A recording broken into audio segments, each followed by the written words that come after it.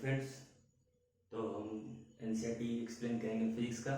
Physics का जो पहला चैप्टर है इलेक्ट्रिक चार्ज एंड फील्ड। ठीक है, एनसीईआरटी की बुक निकालिए और लाइन बाय लाइन में डिस्कस कर रहा हूँ, आप भी मिलाते जाइए।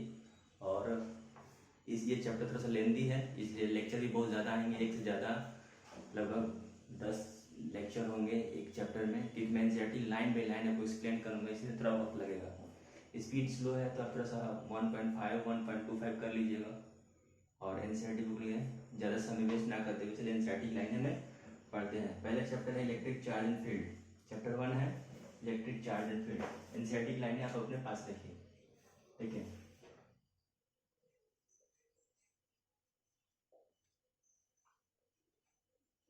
Electric charge and field chapter 1 है, ये पहला चैप्टर है। तो हम पहले इसका इंट्रोडक्शन पार्ट हम सबसे देखेंगे। इंट्रोडक्शन पार्ट हम देखेंगे। देखिए, एनसीईआरटी की लाइन में पढ़ रहा हूँ, अभी लाइन बाय लाइन पढ़िए। ठीक है, each of us have experience seeing a spark and hearing crackle when we take off our synthetic clothes.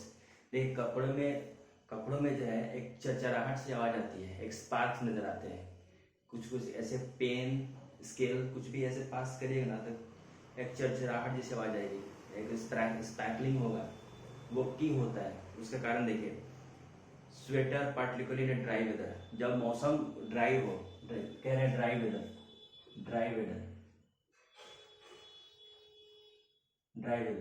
Dry weather में हमारे जो स्वेटर है या सिंथेटिक क्लॉथ है, स्वेटर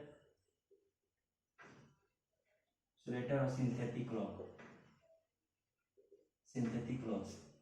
इनमें फर्क क्या है? ये एक्चुअली ना कॉटन के बने होते हैं, कॉटन और लाइनोन के बने होते हैं। कॉटन नायलॉन की बनी होती है। तो इनमें ना जब हम इन सबको रब करेंगे ना, तो इसमें ना चार्ज क्रिएट होता है, चार्ज क्रिएट होता है। वही चार्ज की वजह से ना चार्ज क्रिएट होता है, अपोजिट चार्ज क्रिएट होता है, एक पोजिटिव आएगा एक नेगेटिव आएगा। इसी चार्ज की वजह से स्पार्कलिंग होती है। और ये हम नेकेड आई से नहीं देख सकते, जो हमारी आंखें हैं इस स्पार्क को नहीं देखती जब तक एनर्जी ज़्यादा ना हो और उसे लाइटनिंग ना है। जैसे लाइटनिंग यहाँ कपड़ों पे करेंगे तो लाइटनिंग नहीं आएगी, लेकिन यही चार्ज अगर आसमान में ठंडी में बादल में अगर गरजे तो वहाँ पे लाइटनिंग आती है, क्योंकि वहाँ पे चार्ज की कंसंट्रेशन बहुत ज़्यादा है। हमारे कपड़े में उतना नहीं है इसलिए वो दिखता नहीं है, लेकिन फिर भी चार्ज आते हैं, पार्टिकल को अट्रैक्ट करते हैं। ठीक है, have you ever tried to find out any explanation for this phenomena? अब ये ऐसा क्यों होता है, मैंने आपको बता दें इसका फिनोमेना के पीछे कारण क्या है। इस फिनोमेना के पीछे का सिर्फ एक ही कारण है, चार्ज दो तरह का होता है ना, पॉजिटिव और नेगेटिव। या तो पॉजिटिव आ जाए एक साथ, या फिर नेगेटिव आ जाए एक साथ। तो इस पे चार्ज के वजह से स्पार्कलिंग या फिर लाइट क्रैकलिंग साउंड आती है। ये चार्ज, ये धीरे धीरे आप पूरे चैप्टर को फिनिश होते हैं, ये बात आप समझ जाएंगे कि ऐसा क्यों हो रहा है। ठीक है, another common example of electric discharge is the lightning that we see in sky. देखिए, पहले टर्म है इलेक्ट्रिक डिस्चार्ज का मतलब समझ लीजिए। यहाँ पे मैं लिख रहा हूँ आपको इलेक्ट्रिक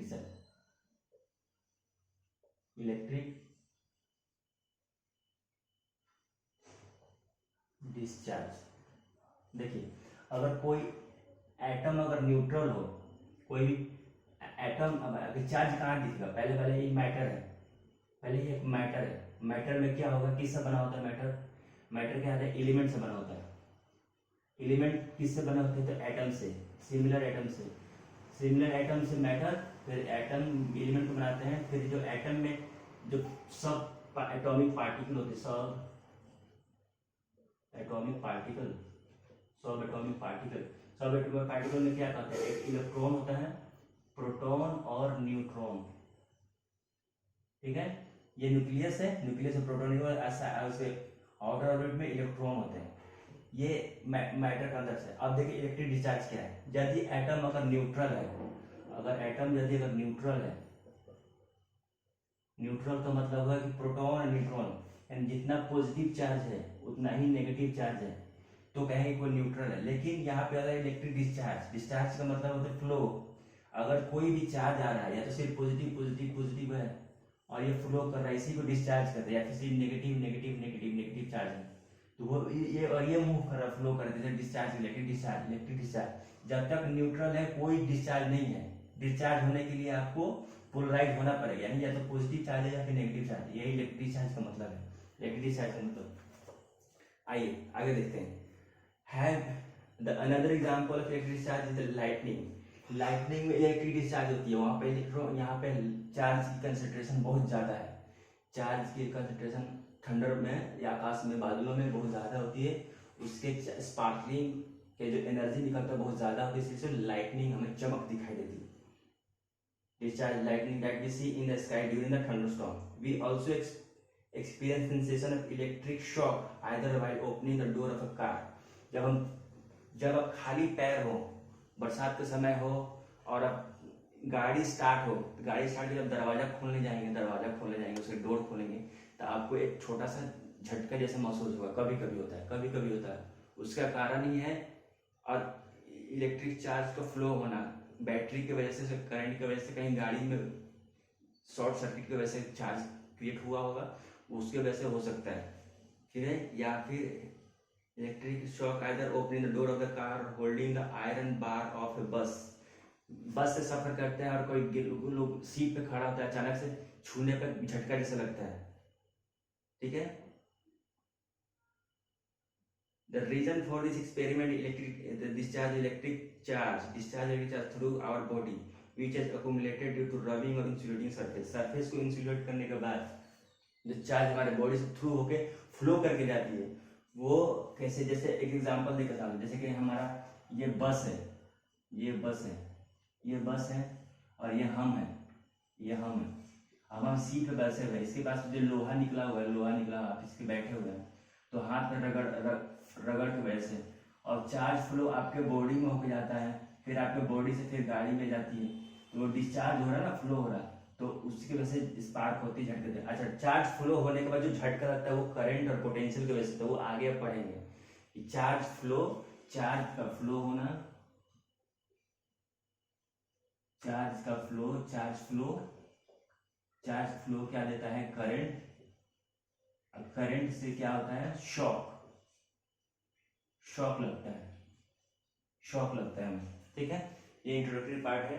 आगे देखिए, you might have also heard that this is due to the generation of static electricity.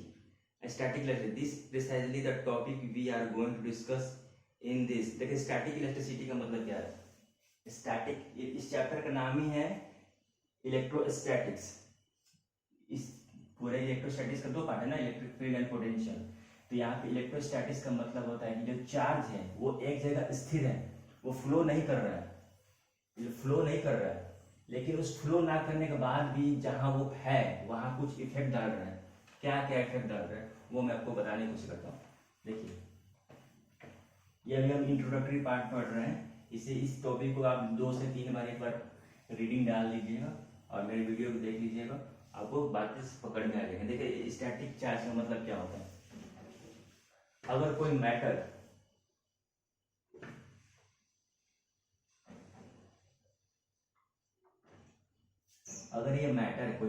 कोई भी मैटर मान लीजिए, कोई भी सामान मैटर, वो एलिमेंट का बना होता है। एलिमेंट में एटम होता है, एटम में सब एटॉमिक पार्टिकल्स होती है, सब एटॉमिक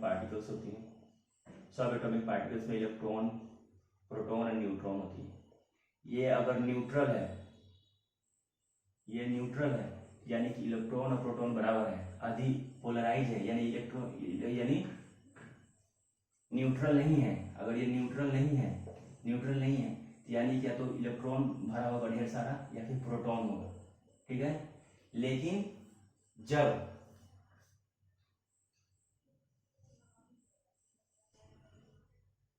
इलेक्ट्रॉन अगर किसी पार्टिकल या किसी वायर या किसी रॉड से अगर ये फ्लो करे तो ये पैदा करेगी करंट पैदा करेगी फील्ड से क्रिएट होगा फोर्स। ठीक है, फोर्स क्रिएट करेगा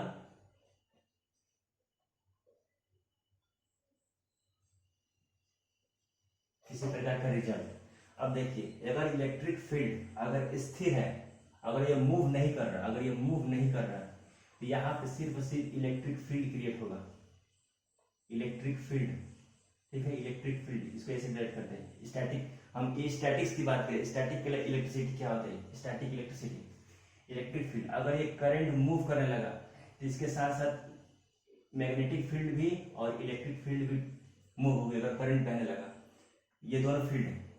देखिए, अगर इलेक्ट्रॉन या फिर चार्ज, कोई भी चार्ज, अगर सिर्फ कोई भी चार्ज यानी पॉजिटिव भी हो सकता है, नेगेटिव भी, कोई भी पॉजिटिव या नेगेटिव चार्ज अगर सिर्फ मूव नहीं कर रहा, एक जगह स्थिर है, तो वो फील्ड क्रिएट करेगा, वो सिर्फ और सिर्फ इलेक्ट्रिक फील्ड क्रिएट करेगा। जैसे ही चार्ज मूव करे वो फील्ड क्रिएट करेगा और एक्सेलरेट का मैग्नेटिक फील्ड करेगा। वो फील्ड और इलेक्ट्रिक फील्ड फोर्स क्रिएट करते हैं, फील्ड्स जो आप रिजल्ट देती हैं। ठीक है, यही इलेक्ट्रिक स्टैटिक इलेक्ट्रिक करंट है। ठीक, अब आइए आगे देखते हैं इस लाइन को।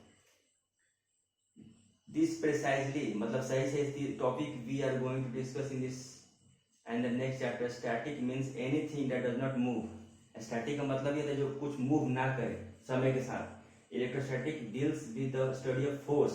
इलेक्ट्रोस्टैटिक्स में क्या करते हैं, force, study of force, field, potential arising from the static charge. देखिए, फोर्स यहाँ भी क्रिएट करें इलेक्ट्रिक फील्ड पास। मैं एक बार एक बार और डिटेल में इसको बता देता हूँ आपको। अगर इलेक्ट्रिक फील्ड, अगर ये इलेक्ट्रिक चार्ज है, अगर ये स्टैटिक है, अगर ये स्टैटिक है, अगर ये स्टैटिक है यानी कि ये मूव नहीं कर रहा है, अगर ये स्टैटिक है तो ये स्टैटिक है, तो ये क्रिएट करेगा एक फील्ड, फील्ड में वो भी सिर्फ इलेक्ट्रिक फील्ड, और इलेक्ट्रिक फील्ड क्रिएट करेगा फोर्स, और फोर्स से रिजल्ट मिलेंगे आपको, जो रिजल्ट आपको चाहिए उसके रिगार्डिंग। अगर फील्ड मूव कर रहा है तो उस मूवमेंट में करंट निकलेगा, करंट से फील्ड निकलेगी, इलेक्ट्रिक फील्ड, मैग्नेटिक फील्ड, और वो फोर्स होगी। अच्छा, इलेक्ट्रिक फील्ड इसमें जो निकलती है ना, वो हमेशा परपेंडिकुलर होगा। आगे आप पढ़ेंगे हमेशा कि मैग्नेटिक फील्ड, इलेक्ट्रिक फील्ड हमेशा एक दूसरे के परपेंडिकुलर होती है। इस अगर करंट फ्लो, जैसे मेरे बल्ब जल रहा है, इसमें करंट फ्लो हो रहा है, इसलिए बल्ब जल रहा है, तो इस तार में फील्ड, इलेक्ट्रिक फील्ड और मैग्नेटिक फील्ड दोनों क्रिएट हो रहे होंगे, और दोनों फील्ड एक दूसरे के परपेंडिकुलर होगी, एकदम 90 डिग्री पे, 90 डिग्री पे, और वो फील्ड में फोर्स क्रिएट होगा, वो रिजल्ट दे रहा होगा। ये समझ लीजिए, स्टैटिक में ये फील्ड अकेला, अब मूवमेंट में दोनों फील्ड। ठीक है, ये इंट्रोडक्टरी पार्ट होता है। अब करेंगे इलेक्ट्रिक चार्ज। ये फर्स्ट वीडियो है, सेकंड वीडियो में करेंगे इलेक्ट्रिक चार्ज का पूरा थ्योरी हम पढ़ेंगे, मैं आपको अच्छे से बताऊंगा। मेरे चैनल को सब्सक्राइब कर लीजिए, लाइक कर दीजिए, अपने दोस्तों में शेयर कर दीजिए। बहुत ही अच्छा टॉपिक मैं आप लोगों को प्रोवाइड करवा रहा हूँ नीट 2023 के लिए। नीट 2023, याद रखिए, नीट 2023, नीट 2023, नीट 2023 की तैयारी करने के लिए आप ऐसे जुड़ रहे हैं। थैंक यू वेरी मच, मिलते हैं नेक्स्ट वीडियो में।